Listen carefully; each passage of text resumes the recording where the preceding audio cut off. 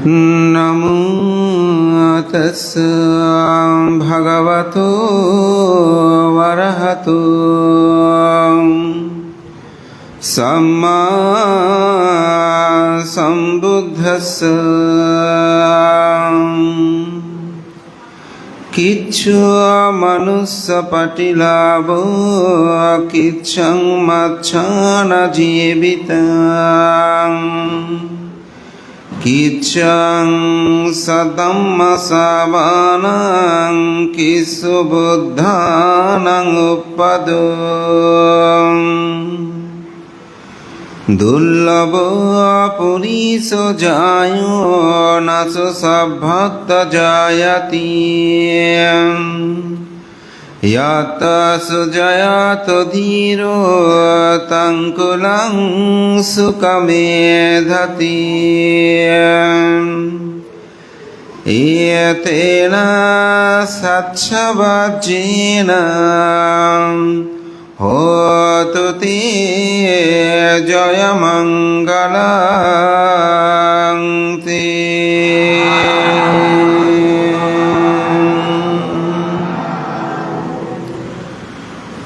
বাংলাদেশি বৌদ্ধদের সর্বোচ্চ ধর্মীয় গুরু, বিশ্ববরেণ্য সাঙ্গিক ব্যক্তিত্ব পুরাণীপুরা রঙ্করাম বিহারের সুযোগ্য বিহারাধ্যক্ষ প্রয়াত মহামান্য দ্বাদশ সঙ্গরাজ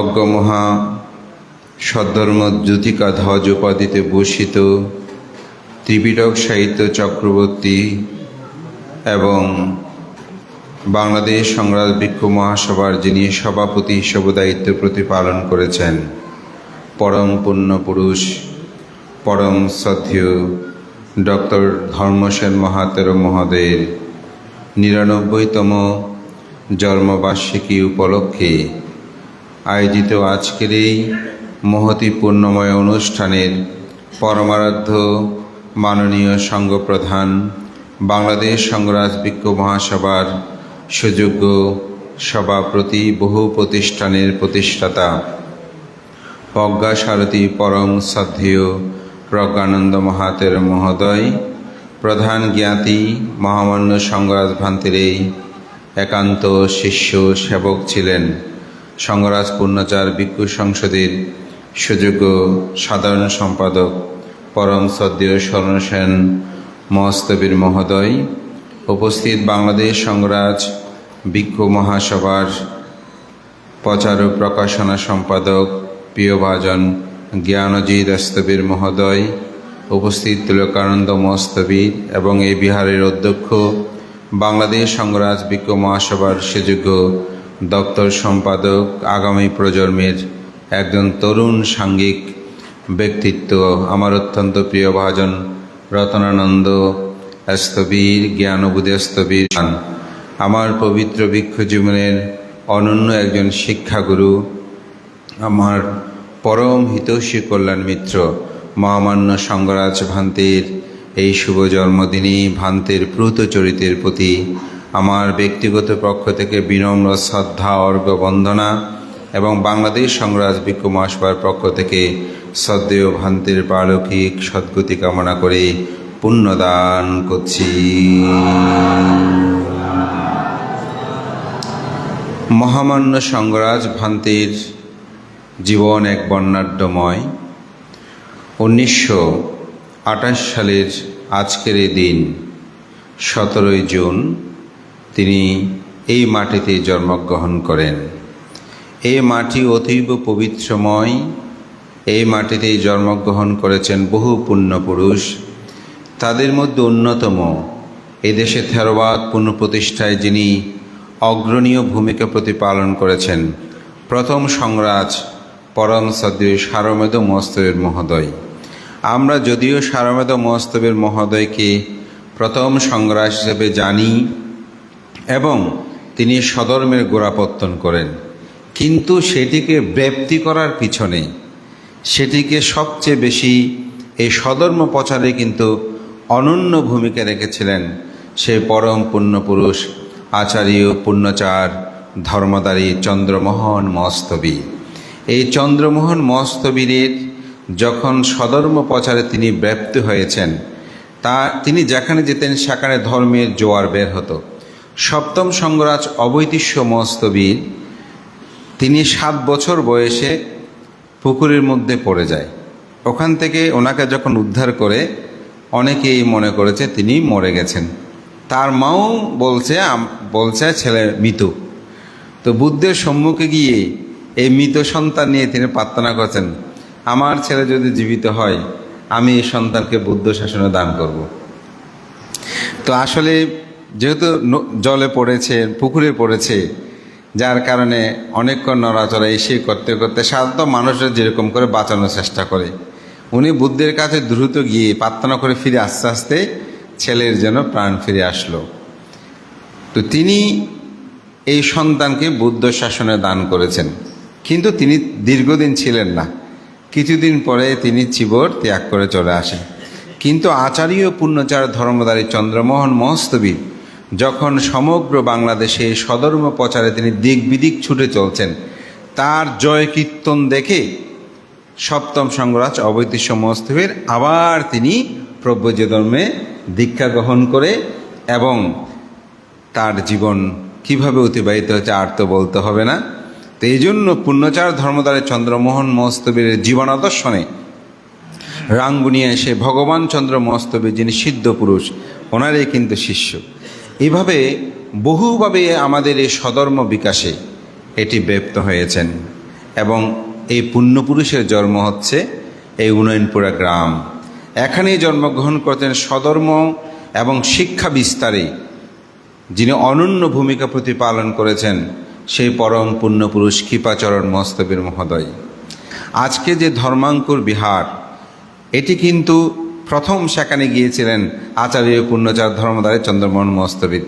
তিনি ফিরে আসার পরে তারপরেই কৃপাচরণ মহস্তবীরকে সেখানে প্রেরণ করা হয়। তিনি এই সমাজ সধর্মের জন্য কি করেছেন এটা আর বলে রাখা যাবে না। এই পুণ্য জায়গায় আরেকজন যে পুণ্যপুরুষ, যিনি অনেকেই মনে করে ওনার জন্মতীর্থ এখানে, সেই যার জন্ম মুকুটনেট গ্রামে, যার সাধন পীঠ এই স্থান, আর্য শ্রাবক জ্ঞানেশ্বর মহস্তবীর মহোদয়। এই জ্ঞানেশ্বর মহস্তবীর মহোদয়ের কাছেই তিনি এখানে তার সাধন পীঠ রচনা করা আমৃত্যুকাল তিনি অবস্থান করেছেন। 1928 সালের এই যে 17 জুন যে পুণ্যপুরুষ জন্মগ্রহণ করে, তার পিতার নাম ছিল মহিরাজ বড়ুয়া, মাতার নাম ছিল সুরবালা বড়ুয়া। তার গৃহী জীবনের নামটা রাখা হয় রসধর বড়ুয়া, এবং তিনি 14 বছর বয়সে 1942 সালে তিনি আবার প্রব্রজ ধর্ম গ্রহণ করেন। কার কাছে প্রব্রজিত হয়েছিলেন? সে মহান পুণ্যপুরুষ আর্য শ্রাবক জ্ঞানেশ্বর মহস্তবীর মহোদয়। গতকালের একটা ছোট্ট ঘটনা আমি বলি। সেটা হচ্ছে, আমার কাছে একজন উপাসক, 2 জন উপাসক এসেছেন। তো ওনারা আমাদের শাসন সদ্ধর্মের জন্য অনেকটা নিবৃত্তে কাজ করে বলা যায়। তো উত্তরবঙ্গে ওনারা একটা বিহার করছেন। তো বিহারের অনেকটা আমিও সম্পৃক্ত হয়ে অনেকটা ওনাদের আমাকে আহ্বান করেছেন। আমিও মোটামুটি পরামর্শ দিচ্ছি, বা এই বিষয়ে তাদের সাথে অনেকটা পরামর্শ বা কী করা যায় এইসব বিষয় নিয়ে আলোচনা হয়। আমি কিছু ছবি, বিভিন্ন জিনিসপত্র দিলাম, কিছু বিহার নির্মাণের জন্য সবাই অংশগ্রহণ করলাম। তো বসতে বসতে উনি বলছেন, ভান্তে, আমি আর্য শ্রাবক জ্ঞানেশ্বর মহস্তবীরের নাতি হই। তো ওনার একটা প্রত্যক্ষ অভিজ্ঞতার কথা, এটা আমি নতুনভাবে শোনাচ্ছি। বান থেকে আমাদের একটা চকলেটও দিতে পারলো না, আমাদের একদম কিছুই দিল না। এটা কিন্তু প্রত্যক্ষ, এখনও বেঁচে আছেন। আমি গতকালকের কথা বলছি, এটা আমি আগে শুনি নাই, কালকে শুনেছি। তো বলে যে ভান্তে আমরা চলে গেলাম। তো ভান থেকে দেখার জন্য আমরা মাঝে মাঝে আসতাম, যেহেতু দাদু ভান্তে। আরেকবার এসেছি। আসার পরে ভান্তে কি করেছে, ওই যে চকলেট খুঁজেছে তাকে একটা ধরা ঠিক নয়। বিহারে যদি কোনো কিছু খেতে হয়, বিহারে খাস করে খেতে হবে, এমনি খাওয়া যাবে না। এটা গতকালকের ঘটনা, আমি শুনে খুব অবাক হলাম। তার একটি কারণও আছে, সেটা হচ্ছে আসলে কালকে অনেক অতিথিবৃন্দ এসেছিলেন। তো স্বাভাবিক সবাইকে একটু আমার পিএইচডি উপলক্ষে ফুল টুল নিয়ে আসছে, ওই জন্য দায়ক হিসাবে সান্নিধ্য তিনি লাভ করেছেন। তাই তার জীবন পরিক্রমায় তিনি এই বিহারে আজীবন তিনি অবস্থান করেছেন। এখানে তিনি শ্রমণ হয়েছেন, এই গ্রামে জন্মগ্রহণ করেছেন। এটা কিন্তু এত সম্ভব নয়, কারণ আমরা জানি সাধারণত যে আপনালয় থেকে শুরু করে সর্বোচ্চ সভাপতি পদে তিনি আসীন হয়ে সাংঘিক দায়িত্ব তিনি প্রতিপালন করেছেন। এবং পরম শ্রদ্ধেয় ভান্তে তিনি বাংলাদেশি বৌদ্ধদের সর্বোচ্চ ধর্মীয় অর্থাৎ বাংলাদেশ সংগ্রাম ভিক্ষু মহাসভার তিনি সংগ্রাহক হিসেবে বরণ হয়েছেন। তিনি প্রায় সময় বলতেন, তার পাণ্ডিত্যের মধ্যে নিরহংকারিত্বতায় তিনি বলতেন যে আমার তো শিক্ষা দীক্ষা তেমন কিছু নাই, আমার গুরুর আশীর্বাদ এবং আমার মায়ের আশীর্বাদ আমি এতটুকু পদ লাভ করেছি। এটা তিনি প্রায় সময় বলতেন। এবং আমার মনে হয় আমি শ্রদ্ধেয় জ্ঞানেশ্বর মহস্তবীরের নাম আমি মাসে অন্তপক্ষে 3-4 বার আমার শ্রদ্ধেয় ভান্তের নাম আমি নিই। কারণ আমি যখন ধর্ম দেশনা করি, হয়তো আপনারা দেখবেন আমার যেগুলো ইউটিউবে প্রচারিত হয়, আমি ভান্তের জীবন আদর্শনের অনেক কথা আমি উদাহরণ হিসেবে তুলে ধরি। তা আমি এটাই বলছি যে পরম শ্রদ্ধেয় ধর্মেশ্বর ভান্তে গুরুকে তুলে ধরার ক্ষেত্রে আমরা ওনার কাছে অনেক কিছু শিক্ষা লাভ করেছি। ওনার জীবন দর্শন থেকে অনেক কিছু পাওয়া যায়। আমি তার একটা উদাহরণ বলি, সেটা হচ্ছে তিনি কিভাবে গুরু সেবা করেছেন তার একটা উদাহরণ আমি পেয়েছি। আমাদের পরম হিতৈষী কল্যাণ মিত্র প্রয়াত, যিনি সাব রেজিস্ট্রেট হিসাবে পরিচিত, যদিও তিনি পরে মহাপরিদর্শক হয়েছিলেন রেজিস্ট্রি বিভাগে, বাবু প্রভাস রঞ্জন বড়ুয়া। উনি ভান্তে বললেই তো হাত জোর করে ফেলতেন। তো শ্রদ্ধেয় ভান্তের তো কোষ্ঠকাঠিন্য রোগ ছিল অনেকটা টয়লেট করার সময়। তো শুনেছি কচু পাতা দিয়ে, তখন তার টিস্যু এসেছিল না এত পদ্ধতি। আমাদের পরম শ্রদ্ধেয় ডক্টর ধর্মেশ্বর মহস্তবীর মহোদয় তিনি কচু পাতা দিয়ে টয়লেট ভান্তে যখন টয়লেট ত্যাগ করতেন, পায়খানা ত্যাগ, তখন কচু পাতা দিয়ে টেনে টেনে সেগুলো নিতেন। তো ভান্তে বলতেন, অধর্ম সেন আর পায়খানাই নি। তো পায়খানা করছে কে আর জিজ্ঞাসা করছে কাকে? বলছে ভান্তে আমার নিজের চোখে দেখা। এভাবে ভান্তে তার গুরুকে পূজা করেছেন। এই গুরু পূজা কি ব্যর্থ হয়েছে? না, ব্যর্থ হয়নি। শ্রদ্ধেয় ভান্তে যখন অসুস্থ, এই গ্রামবাসী দিবারাত্রি ভান্তের সেবার কোনো ত্রুটি হয়নি। এখানে আমাদের প্রণববাবু আছেন এবং আপনারা যারা আছেন, শুধু আমি তো এগুলো সচোখে দেখা। ভান্তের জন্য যেভাবে দিনরাত হাসপাতাল থেকে শুরু করে, এখান থেকে শুরু করে প্রতিনিয়ত, তা আমি এটাই বলবো, আমরা যারা ভিক্ষু সংঘ অনেক সময় চিন্তা করি বয়োবৃদ্ধ হলে আমাদের কি হবে। তবে আমি এটা জানি, যদি আপনি অপরকে পূজা করেন, অপরকে শ্রদ্ধা করেন, অপরকে সম্মান করেন, আমি বলতে পারবো এই কর্মের ফল পেতে আপনাকে পরজীবনে যেতে হবে না। আপনি ইহু জীবনে এটা তার প্রত্যক্ষ ফল। গুরু পূজার তিনি প্রত্যক্ষ ফল শ্রদ্ধেয় ভান্তের জীবনে তিনি সেটি লাভ করেছেন। এজন্যই আমি বলবো এই একটা শিক্ষা। আরেকটি বিষয় হচ্ছে, শ্রদ্ধেয় ভান্তে আমরা যারা নবীন ভিক্ষু ছিলাম, আমি এখনও কর্মবাচা যদি পাঠ করি আমার চোখে শ্রদ্ধায় অশ্রু বিগলিত হয়, যেগুলো শ্রদ্ধেয় ভান্তে আমাদেরকে উচ্চারণ শিখাতেন। মাঝে মধ্যে সার্টিফিকেট ধরে বকাও দিতেন, তোমাদের মতো তো আমরা বিএমএ পাশ করি নেই, এগুলো কি উচ্চারণ করতেছে, এভাবে করতে হবে, এইভাবে বলে আমাদেরকে শিক্ষা দিতেন। আমরা যখন কোনো গাথা আবৃত্তি এবং কোনো কিছু বানতে ডেকে আমাদেরকে বলতেন, এবং নিজে সময়টা আমাদেরকে সবসময় দান করতেন এবং বলতেন আমরা মরে যাব না, তো সুতরাং তোমাদেরকে রক্ষা করতে হবে না।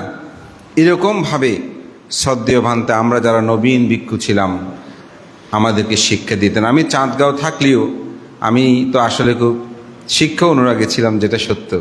আমি উপসদ গ্রহণ করার জন্য আমি চাঁদগাঁও থেকে চলে আসতাম। আমাদের শ্রদ্ধেয় সনাতন ভান্তে এখানে আছেন, ওখানে আমাদেরকে কত বকা। তো আমাদের শ্রদ্ধেয় জিনুপ্রিয় ভান্তে বেশি বকা খেতেন, এগুলো এখনও মনে পড়ছে। ওনাকে এটা সেটা ভান্তে, আমাকে তো পুতারা হিসেবে ডাকতেন।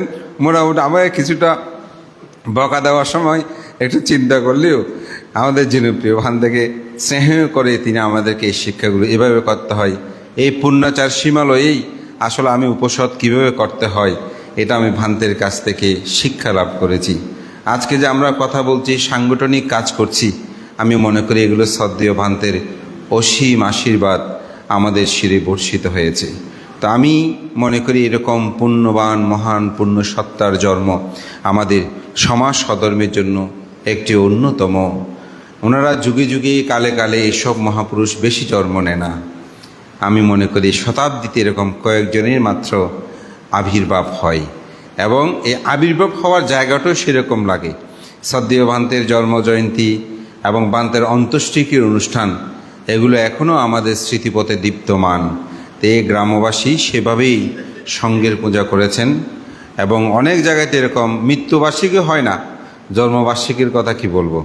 আপনারা যে সেই জায়গায় আজকে শ্রদ্ধেয় ভান্তের জন্মবার্ষিকী উদযাপন করছেন, এবং আমি মনে করি হয়তো সঙ্গরাজ ভান্তের তুলনায় আমরা কেউ তার শতাংশের এক অংশ হব না, তবুও তার অনুগামী হিসাবে যদি বলি, আমাদের বর্তমান রতনানন্দ এখানে এসে দায়িত্ব গ্রহণ করার পর আবার আমাদের সেই পুণ্যপুরুষদেরকে স্মরণ করে, মাঝখানে যেটা একটু ঝিমিয়ে পড়েছে অনেকটা বলা যায়, সত্যি কথা বলতে আবার সেটা একটা জাগরণ ঘটিয়েছেন। সেই চেষ্টা করছেন যাতে পুণ্যপুরুষদেরকে স্মরণ করা হয়, তাদের প্রতি শ্রদ্ধা নিবেদন করা হয়। এটা আমি মনে করি তাতে আমরা শিক্ষা লাভ করতে পারি। তাই আমাদের পরম শ্রদ্ধেয় পুণ্যপুরুষ শ্রদ্ধেয় ধর্মেশ্বর ভান্তে এই গাথাটা বেশি বলতেন। এটা আমি ওনার মুখ থেকেই মুখস্থ করেছি বলা যায়। কিচ্ছু মানুষ পাটিলাভ কিচ্ছাং মাচ্ছানা জীবিতাং কিচ্ছাং সাধ্যাম্মা সাওয়ানাং কিচ্ছু বুদ্ধানং উৎপাদ। শ্রদ্ধেয় ভান্তে এটা প্রায় সময় দেশনায় এই গাথাটা তিনি আবৃত্তি করতেন। বুদ্ধ এখানে বলছেন যে মানব জন্ম লাভ করা অতীব দুর্লভ, এটা সহজ নয়।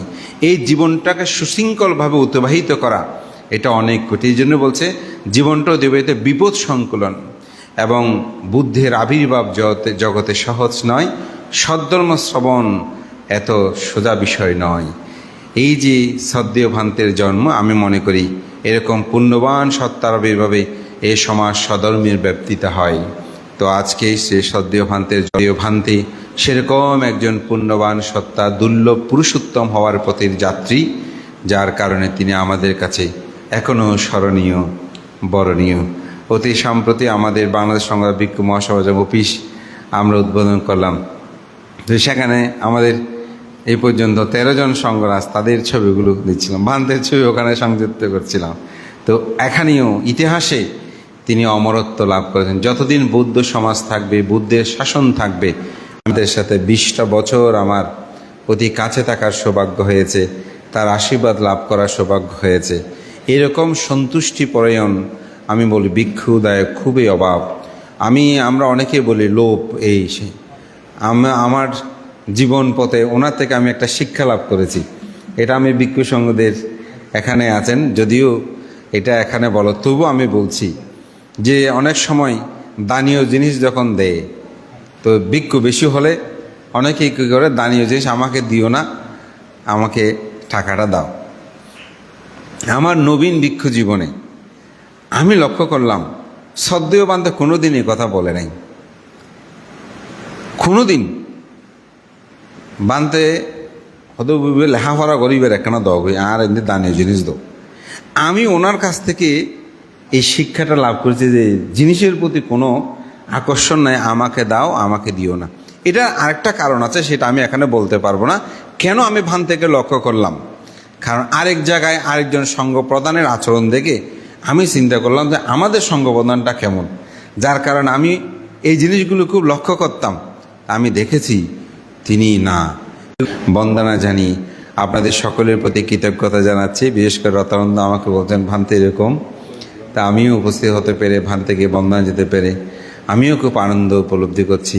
আমার এই পুণ্যপুরুষের প্রতি পরম শ্রদ্ধায় কৃতজ্ঞতায় আমার ব্যক্তিগত পক্ষ থেকে বাংলাদেশ সংগ্রাস বিক্ষোভ মহাসভার পক্ষ থেকে বন্দনা এবং পুণ্য দান করে আপনাদের সকলের উত্তরোত্তর কামনা করে আমার নাতিদীর্ঘ স্মৃতিচারণ ধর্মদেশনা এখানে শেষ করছি। জগতের সকল প্রাণী সুখী হোক।